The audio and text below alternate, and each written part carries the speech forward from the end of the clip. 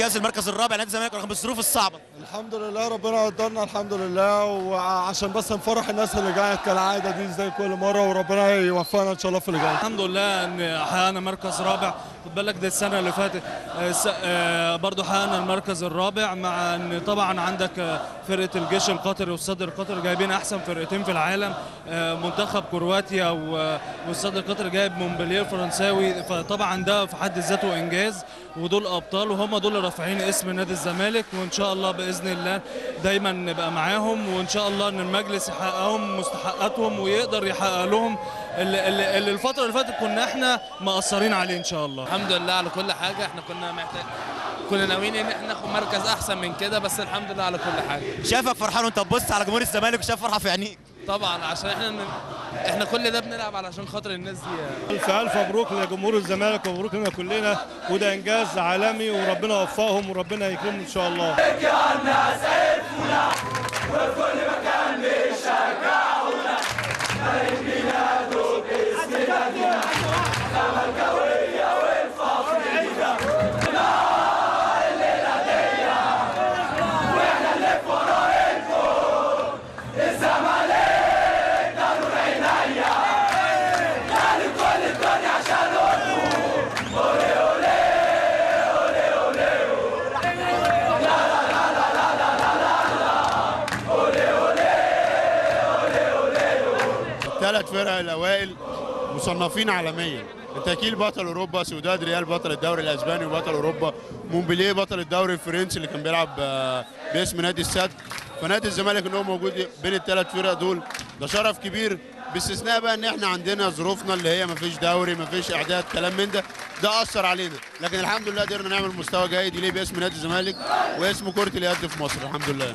تقول للجمهور الجميل ده اللي جاي النهارده وبيشجع فريق نادي الزمالك. والله العظيم ثلاثة انا بقول لهم شكرا ليكم قوي، ومن ضمن اسباب تعبنا ومكسبنا واللي احنا فيه انتوا، احنا بنتعب عشانكم وانتوا بتتعبوا عشاننا. لا قول لي هارد لك، مش مبروك. احنا مركز رابع ده احنا جايبينه السنه اللي فاتت، فكنا بنعمل استاد كنا نجيب مركز ثالث عشان نفرح الجمهور دوت، بس خلاص احنا النهارده جاي بعتذر للجمهور، وانا شايف ان احنا ما نستحقش الاستقبال دوت، وقدر الله ما شاء فعل. برضه فرقه السد، فرقه مونبلييه، فرقه اتلتيكو مدريد، يعني برضه عناصر اقوى منكم بياخدوا معسكرات اعداد كويس.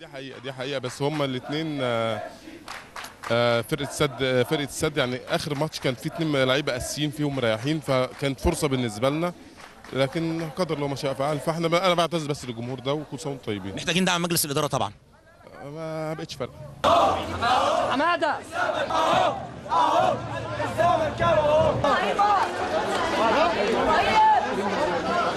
والله احنا في ظل الظروف اللي احنا كنا فيها الامكانيات متواضعه جدا، والناس كلها مدعمه صفوفها، ناس بيجيبوا فرق بالمدربين والدكاتره وكل الجهاز الفني بتاعها، بس احنا في حدود امكانياتنا قدرنا نحقق الحمد لله مركز كويس، وبنعتذر برضه للجمهور عشان ما قدرش نحقق المركز الثالث.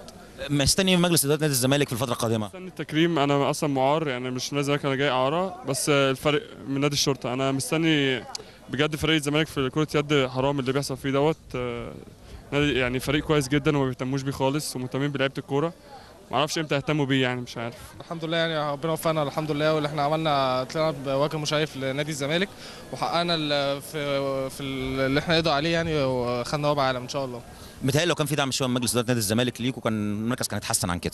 طبعا لو كان في دعم من نادي الزمالك ماديا وكل حاجه، وكمان وقف النشاط في الموسم اللي فات طبعا اثر كبير علينا. الناس دي كلها جايه من اولمبيات وجايه من دوري وكاس وكده، فاحنا بقى لنا 6 شهور قاعدين في بيوتنا، وفي نفس الوقت ما فيش دعم من اداره مجلس الاداره، فبس الحمد لله احنا قدرنا نعمل اللي احنا نقدر عليه يعني. الناس دي مش غريبه عليها، هي تيجي في اوقات احنا جات لنا في اوقات صعبه جدا، جات لنا واحنا خسرانين نهائي كاس افريقيا، فاعتقد يعني الناس دي مش محتاجه اتكلم عليهم، هم بيتكلموا عن نفسهم. يعني اعتقد شكلهم الحضاري يعني اللي هو باين ده، اعتقد انا ما ينفعش اتكلم عليه. الناس دي فعلا تستاهل احسن من كده، كانت تستاهل فعلا الميداليه اللي احنا كنا عايزين ناخد مركز، يعني ايه ما نخش، كنا ممكن عندنا فرصه نخش من 3 الاوائل، بس ما حصلش نصيب. بطوله فعلا جامده، الفرقه كلها مؤهله، الناس الفرقه كلها جايين من الاولمبياد، فالحمد لله على المركز الرابع. واقول لهم ما تسعوش حركوا علينا، احنا كان نفسنا فعلا الميداليه دي كنا اهداء يعني خاص من فريق نادي الزمالك كجهاز فني، اعتقد لجمهور الزمالك، ده كانت ابسط حاجه.